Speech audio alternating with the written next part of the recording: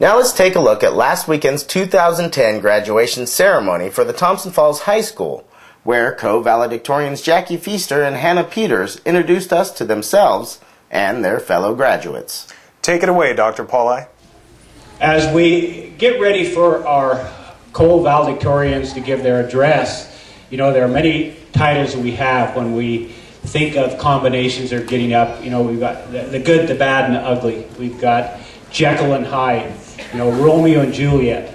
And as these two gals get up here and our co-valedictorians, all there are superlatives. We have beauty, more beauty, intelligence, competitiveness, scholarship, and even athleticism, as they demonstrated just recently as our girls softball team won divisionals here yesterday with these two ladies leading.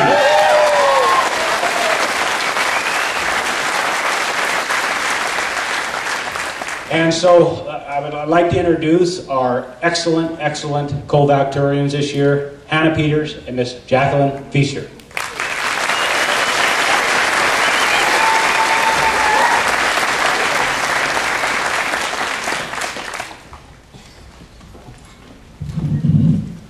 Good afternoon. I'm Hannah Peters. Thank you all for coming this afternoon. Jackie and I have... I'd like to say something that I've prepared for this afternoon. How about that ride in? I guess that's why they call it the Wild West.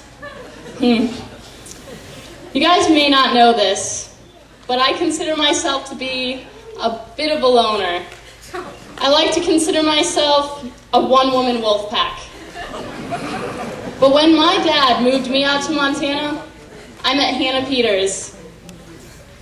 I knew she was one of my own. And my wolf pack, it grew by one. So there were two of us in the pack. I was alone in the first pack, and then Hannah joined in later. And 5 years ago, when Hannah introduced me to you guys, I thought, wait a second, could it be? But now I know for sure. 63 more friends added to my wolf pack. 65 of us wolves running around the mountains of Thompson Falls, searching for good times and a higher education. So tonight, we make a toast. Well, thank you for that, Jackie. As I was saying, thank you all for coming to see us this afternoon. Jackie and I have had the goal of standing here before you since we first walked into this high school as freshmen. We ended up in many of the same classes and always found each other at semester to see if the other one had kept her grades up. It's been a 4-year-long, friendly competition, so it's fitting that we're here together. But, more importantly, being here today has given Jackie and I the chance to speak for our class, the class of 2010. We've shared a lot of memories together. If I had to put a label on our class, I would call us United Individualists. I know that sounds a bit contradictory, but let me explain. We all have separate groups of friends where we focus most of our time and energy. However, like the wolf pack, our class has come together and shared some great memories throughout the last 4 years. Freshman year, everyone tries to stand out from the crowd. Sophomore year, things start to settle down and personalities start to fall into place. When we all became juniors, everything was simply carefree, and senior year was different. It was one of the most stressful, yet lazy years of high school. Right off the bat, we were hit with at least 1 billion scholarship applications. Quite intimidating if I do say so myself. Thank you, Miss Morgan. One thing that I always found ironic about our class was the fact that we couldn't find time to make a bed for our homecoming bed race. However, a few months later, you could hear a sound of a bike bell ringing throughout the hallways. Will Dalby, among others, had decided to construct a tandem bicycle in the shop class. Homecoming bed? Not important. Tandem bicycle? Completely necessary. In addition, our class's last rebellion act, 39 students decided to take a senior skip day and have a giant breakfast at Minnie's Cafe. The teachers acted like they were going to bring about harsh punishment, but nothing besides a few callous remarks were made. It was all in good fun. Our senior class is one of the best in the world, I can guarantee it. I could go on about our high school memories, but it would take days. I wouldn't trade the time I spent with these fine ladies and gentlemen for anything. As Jackie said, we're a class made up of individuals. There are so many ways to describe our class. We're athletic. Over half of us have been involved in sports, some receiving all-state honors, and some going on to continue their athletic careers in college. We're musical. Our band and choir may have had their best year yet, earning recognition at their state competition. And never have I heard more banjos, guitars, or ukuleles in the hallways. We're artistic. This can be seen on a smaller level, like the girl who wears pink skinny jeans, or in a larger level, like the 2 murals in the art room that some of my classmates had a hand in painting. We're scholastic. We've brought home honors in the Science Olympiad, Envirothon, and Skills USA competitions, and many of us are going off to further our educations, to become teachers and mechanics, veterinarians and nurses. There are so many things that we are, and so many people that have made us thus.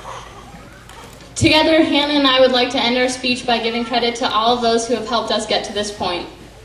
One of the most important influences would be our teachers, and a special thanks goes out to our class advisors, Mr. Devins, Mr. Thompson, Mr. Nygaard, and Mrs. Morgan.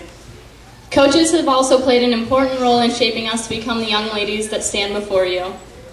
Family members have given us more love and support than we could ever expect. Our friends have also provided us with shoulders to lean on whenever we needed them. I'd like to say a special thanks to Kyla, Carly, and Steven. You guys are the best. Last but not least, we'd like to thank all the community members for their dedication to our school system. These past years spent with all of you will be part of our foundation for the future. Thank you.